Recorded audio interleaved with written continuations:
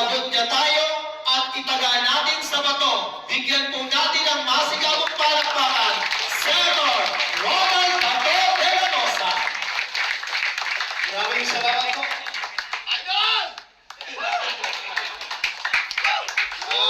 Sa ating chairman, Alia Bidua, Sultan Abay Isa si Pastora, sa lahat ng mga barangay chairman ng District 5 and 6 of Manila, aking mga kasamahan sa Team Sunga, sa ating lahat, magandang umaga po. Alam mo ninyo, nabanggit ni Atty. tungkol sa cattle dispersal. Maalala ko na kami, yung maliit pa ako, recipient kami yan ng baka. Isang baka binigay bawat pamilya. Binigyan kami ng baka yun, tapos ako nag-alaga. Hanggang yung baka na yun, isa lang, umabot yun ng mga, bago ako gumarduate ng high school, umabot yun ng mga 11. Pero hindi umabot ng 11 na actually 11 ha, kundi every year, binta kung may graduation, kailangan magbinta ng baka. So umabot yun ng mga 11 lahat at napakaganda programa po yun. Dahil talagang binibigyan ka ng paraan paano ka mabuhay. Sabi nga, do not give them the fish. Teach them how to fish. Pero ang sistema ngayon, ang konsepto na pinapaira ng gobyerno ito ngayon ay puro ayuda. Puro ayuda na tumatamad ang tao dahil sa kakatanggap ng ayuda. Maghihintay na lang kung kailan magbigay ng ayuda. Instead sana, kung yung pera na yan, napakalaking halaga, kung gamitin yan para sa livelihood, no? Suportahan ka kaya, cattle dispersal, suportahan yung mga mananagat, suportahan yung mga mangingisda, suportahan yung mga magsasaka, yung dignidad ng Pilipino ay tataas. Dahil pinaghirapan nila yung pera na yan sa pambili nila ng mga pang-araw-araw. Pero kung pipila lang at tatanggap, alam nyo, ako'y galing din sa napakahirap na pamilya. Mabuti na lang ang panahon namin noon, walang ganyan. Talagang magsumikap ka, magtrabaho, maghanap ng paraan.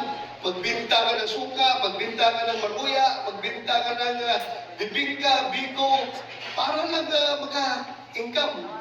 So dapat ganun ang isip natin ng gobyerno. Alam niyo yung priorities pa. Alam niyo, yung polisiya ng gobyerno ay dapat talaga ang nakaupo dyan ay hindi puro pangsarili ang iniisip. Katapusan namin ng budget deliberation ng 2025 budget, hindi ako pumirma sa BICAM report dahil alam ko maraming kalaluhan na naman na sinaksak doon sa budget na yun. Kaya nag-book out ako, hindi ako pumirma. Alis ako. Hanggang sa i-ratify nila sa floor yung budget na yun, hindi ako bumuto sa notification. Dahil alam ko, meron na naman silang bilang kong ginagawa. Kaya tingnan nyo, yung pera na para sa AFP Modernization Fund, na 50 billion dapat, anong ginawa? Pinagpiasan ng 15 billion. At saan priority yung pera? Tungkol sa mga akap. Pagpupundo ng akap, mga AX, dahil alam nila, eleksyon na naman. Kailangan na yung pera na yan para pang vote buying. Wala. Kawawa ang Pilipinas. Isipin natin kung sino magbabayad ng utang na yan. Hindi yan pera na direct coming from our taxes, ha? Inutang yung pera na yan. At sino magbabayad yan? Yung ating mga anak, mga apo, mga future generations. Sila ang magbabayad sa pera na tinatanggap natin yan sa akap. So, dapat isipin natin, i-educate natin natin mga kababayan na sana, pag tayo bubuto, pagdating sa halangan, isipin natin ang kinabukasan ng ating bansa, kinabukasan ng ating future generation. Wala tayong pupuntahan ito, palagi na lang tayong ganito. Matatanda na tayo. pagkansa rin sa mundo. Ganitong klase yung Pilipinas, iiwan natin sa ating mga future generations. Kawawa talaga. Kawawa talaga. So, alam niyo, may kwento ko sa inyo. Papunta ko dito, may nakita ko sa social media. Meron isang kandidato ng makakaliwa. Tumatakbo senador. Hindi ko sabihin ng pangalan, makasisikat pa eh. Baka maning-recall pa ninyo. Ito no. Tinira niya ako. Meron siyang pinost doon. Kasi nung nalaglag yung helicopter na sinabyan ko, nung mga 2 weeks ago, pumunta ng Bagyo. Pag-uwi ng chopper na naghanid sa akin, nahulog, nalaglag, nag-crash sa nag-besa niya. Sabi ko, siguro, may mission ba na pinapagawa si Lord sa akin, kaya hindi muna niya ako sinama doon sa nalaglag ng helicopter. Sabi nung makakaliwa na kandidato pagkasenador, sigurado ka ba ito? Mission ni Lord yung ginagawa mo o konsibisyon? Mission o konsibisyon? Dahil sabi daw ng number 5 na commandment, sa 10 commandments ni God, thou shalt not kill. At marami daw namatay doon sa ating pagkain. Sabi niya, hindi yan mission, konsibisyon yan. Huwag mo gamitin si Lord. Sinagot ko, hindi ko nagatiis eh. Sinagot ko. Alam po ninyo, ma'am, sabi ko. Alam po ninyo, kung ako'y makabalik sa Senado, siguruhin ko na talagang tama ka, konsumisyon ako, ninyong mga komunista. Konsumisyon ako. Para ako makabalik. Hindi ako papayag. Alam niyo bakit ako naging PMA?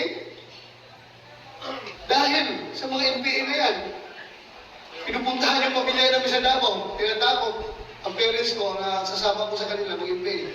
Pero hindi kami nag-give-in, kaya dumating talaga ako sa PMA. Kaya hanggat buhay ako, hindi ko atrasan yung mga MPA na yan.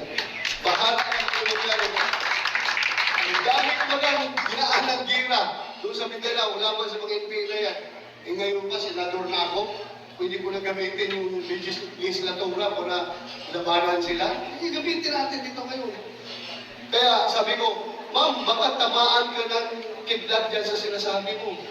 Mag-cover ka dahil alam ni Lord na kayong mga komunista hindi naniniwala sa Diyos. Dahil ang komunismo, communism is a godless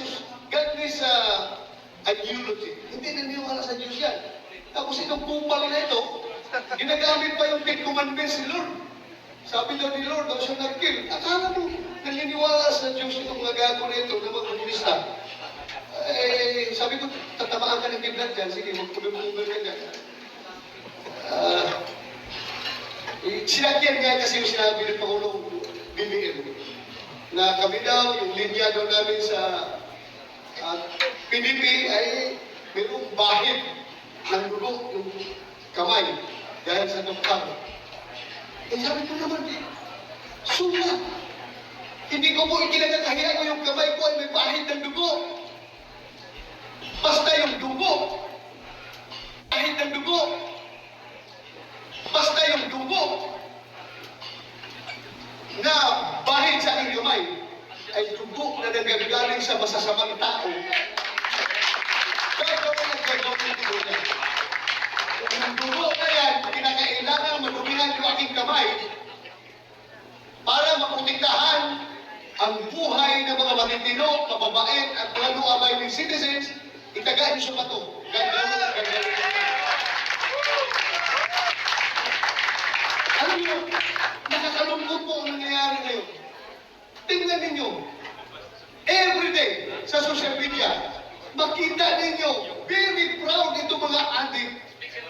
Binablog pa nila yung kailan magagamit ng shabu. Nakita ninyo? Kahit saan-saan, nagkakalat.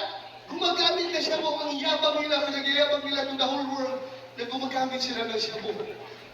Anong napakasamang implikasyon nito? Itong mga tao na ito, akala nila, yung paggagamit ng shabu ngayon ay Yan na ang sinasabi natin, new normal. Normal na yan, parang legal na ang paggamit ng shabu. Then, very proud silang ipakita sa buong mundo na sila gumagamit ng shabu. At anong pinakamasama na mangyayari dito? Wala kayong control sa internet. Ang mga bata na nag-i-scroll up, scroll down sa internet, nakikita nila yan. Ano ngayon ang may tatanim sa utak ng kabataan? Uy, sikat na lang ngayon kapag gumagamit ka ng shabu. Kumikita ka pa, may content ka, content creator ka, yumayaman ka dahil maraming views. Kumikita ka. At inisipin ng mga bata, natural lang yan, normal lang yan. So ano magiging kinabukasan ng Pilipinas? Wala na. Lupok tayo dito sa problema natin sa illegal drugs. I don't know kung saan tayo pupunta nito. Bakit? Ganon. Kung nangyari. I did not elaborate. Pero lahat ng pulis na makausap ko, sabi ng pulis, sir, hindi kami pahiro-hiro kayo, sir. Dahil buntot mo, hila ko. Pag kami magka-problema, wala kami back-up na klaro kung sinong tutulong sa amin. Kaya sige lang, ano nangyari? Alam mo, nagtahimik na yata mga kapulisan, pero masama na yung nila sa mga nangyayari ngayon. Masama na. Pero sige lang, kaya ako'y nakikiusap sa inyo na sana, kung ako magkabalik, talaga sa tulungin ko, na ibalik ko yung pag-file ng aking proposed issue, yung pagbabalik ng death penalty sa mga high-ranking. At kung itong buong namin is tulungan ninyong makalusot. Sigurado ako, susuportahan nila ako na mapalusot natin itong batas na ito. Bakit ako insisting dito? Dahil kahit na very controversial ito. Controversial in the sense na marami kulong, alam mo na, ayaw nila ng death penalty dahil daw ang namimintay daw ay yung mga mahirap lamang. Lokohan! Kalukuhan yan. Very clear itong batas na ito. Death penalty for high-level drug traffickers. Hindi ko kasama dito yung street level ng mga puso. Is now ready to hear. Yung mga maliliit na puso sa kalsada, hindi ko kasama dito. Yung malalaki lang na drug traffickers. Dahil personal experience ko po. Nung ako'y Director General sa Bureau of Corrections, kinausap ko yung mga konbiktadong Chinese drug lord.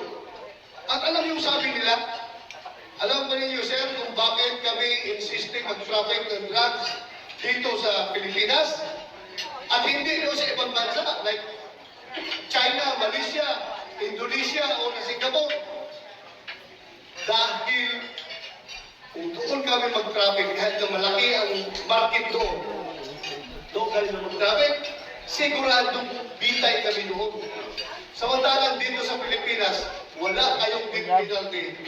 Kahit na mahuli kami, makulong kami, makumbikto kami, tuloy pa rin yung mapapatakbo namin sa aming drug business sa labas ng Pilipinas. Tuloy pa rin, dahil hindi na kami takot na mahuli dahil nakakulong na kami. Hindi na kami takot na makasuhan dahil kumbiktado na kami. O diktado pa kami dito sa loob.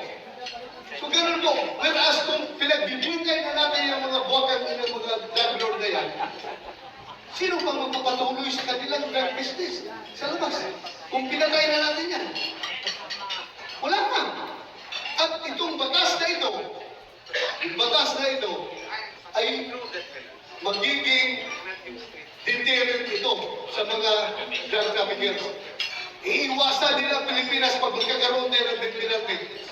Iiwasan nila mag-traffic ng drugs dito. Kasi wala tayong death penalty, libre-libre sila. So yun lang po ako nakipag-iusap sa inyo. Sana